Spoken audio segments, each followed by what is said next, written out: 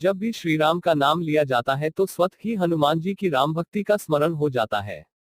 जहां एक और हनुमान की राम भक्ति की मिसालें संसार भर में दी जाती है, वहीं श्री राम के छोटे भाई श्री लक्ष्मण जी की अपने बड़े भ्राता के प्रति भक्ति भी अद्भुत थी। माना जाता है कि लक्ष्मण जी की कथा के बिना श्री राम कथा पूर्ण नहीं है। एक बार अगस्त्य मुनि अयोध्या आए और लंका युद्ध का प्रसंग छिड़ गया। भगवान श्री राम ने बताया कि उन्होंने कैसे रावण और कुंभकर्ण जैसे प्रचंड वीरों का वध किया और लक्ष्मण ने भी इंद्रजीत और अतिकाय जैसे शक्तिशाली असुरों को मारा।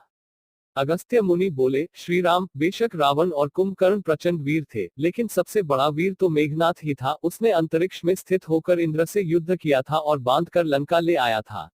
तब स्वयं ब्रह्मा ने इंद्रजीत से दान के रूप में इंद्र को मांगा, तब इंद्र मुक्त हुए थे और लक्ष्मण ने उसका वध किया, इसलिए वे सबसे बड़े योद्धा हुए। श्री राम को आश्चर्य हुआ, लेकिन भाई की वीरता की प्रशंसा से वह खुश थे। फिर भी उनके मन में जिज्ञासा पैदा हुई कि आखिर अगस्त्य मुनि ऐसा क्यों कह रहे हैं कि इंद्रजीत का वध रावण से ज्यादा मुश्किल था। अगस्त्य मुनि ने कहा, प्रभु, इंद्रजीत को वरदान था कि उसका वध वही कर सकता था जो 14 वर्षों तक न सोया हो, जिसने 14 साल तक किसी स्त्री का मुख न देखा हो और 14 साल तक भोजन न किया हो। तब श्री राम बोले, परंतु मैं वनवास काल में 14 वर्षों तक नियमित रूप से लक्ष्मण के हिस्से का फल फूल देता रहा।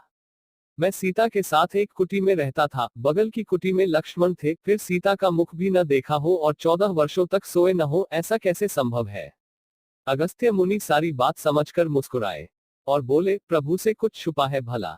दरअसल सभी लोग सिर्फ श्री राम का गुणगान करते थे, लेकिन प्रभु चाहते थे कि लक्ष्मण के तप और वीरता की चर्चा भी अयोध्या के घर घर में हो। अगस्त्य मुनि ने कहा, क्यों न लक्ष्मण जी से पूछा जाए। लक्ष्मण जी आए। प्रभु ने कहा कि आपसे जो पूछा जाए उसे सच सच कहिएगा। प्रभु ने पूछा, हम तीनों 14 वर्षों तक साथ रहे, फिर तुमने सीता का मुख कैसे नहीं देखा। फल दिए गए फिर भी अनाहारी कैसे रहे और 14 साल तक सोए नहीं, यह कैसे हुआ। लक्ष्मण ने बताया, भैया, जब हम भाभी को तलाशते ऋषिमुख पर्वत गए तो सुग्रीव ने हमें उनके आभूषण दिखाकर पहचानने को कहा, तो आपको स्मरण होगा कि मैं तो सिवाय उनके पैरों के नुपुर के कोई आभूषण नहीं पहचान पाया था, क्योंकि मैंने कभी भी उनके चरणों के ऊपर देखा ही नहीं। 14 वर्ष नहीं सोने के बारे में सुनिए, आप और माता एक कुटिया में सोते थे। मैं रात भर बाहर धनुष पर बाण चढ़ाए पहरेदारी में खड़ा रहता था। निद्रा ने मेरी आंखों पर कब्जा करने की कोशिश की तो मैंने निद्रा को अपने बाणों से बे दिया था। निद्रा ने हार कर स्वीकार किया कि वह 14 साल तक मुझे स्पर्श नहीं करेगी, लेकिन जब श्री राम का अयोध्या में राज्याभिषेक हो रहा होगा और मैं उनके पीछे सेवक की तरह छत्र लिए खड़ा रहूंगा, तब वह मुझे घेरेगी। आपको याद होगा, राज्याभिषेक के समय मेरे हाथ से छत्र गिर गया था। अब मैं 14 साल तक अनाहारी कैसे रहा। मैं जो फल फूल लाता था, आप उसके 3 भाग करते थे। एक भाग देकर आप मुझसे कहते थे, लक्ष्मण फल रख लो। आपने कभी फल खाने को नहीं कहा, फिर बिना आपकी आज्ञा के मैं उसे खाता कैसे। मैंने उन्हें संभाल कर रख दिया। सभी फल उसी कुटिया में अभी भी रखे होंगे।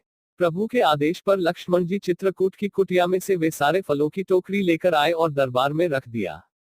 फलों की गिनती हुई, 7 दिन के हिस्से के फल नहीं थे। प्रभु ने कहा, इसका अर्थ है कि तुमने 7 दिन तो आहार लिया था। लक्ष्मण जी ने 7 फल कम होने के बारे बताया। उन 7 दिनों में फल आए ही नहीं। 1. जिस दिन हमें पिताश्री के स्वर्गवासी होने की सूचना मिली, हम निराहारी रहे। 2. जिस दिन रावण ने माता का हरण किया, उस दिन फल लाने कौन जाता। 3. जिस दिन समुद्र की साधना कर आप उससे राह मांग रहे थे।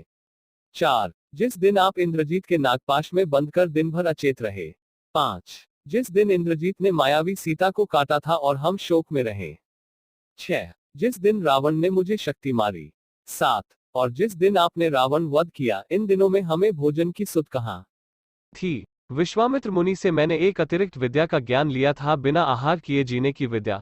उसके प्रयोग से मैं 14 साल तक अपनी भूख को नियंत्रित कर सका, जिससे इंद्रजीत मारा गया। भगवान श्री राम ने लक्ष्मण जी की तपस्या के बारे में सुनकर उन्हें हृदय से लगा लिया और स्वीकार लिया कि उनसे बड़े योद्धा श्री लक्ष्मण हैं।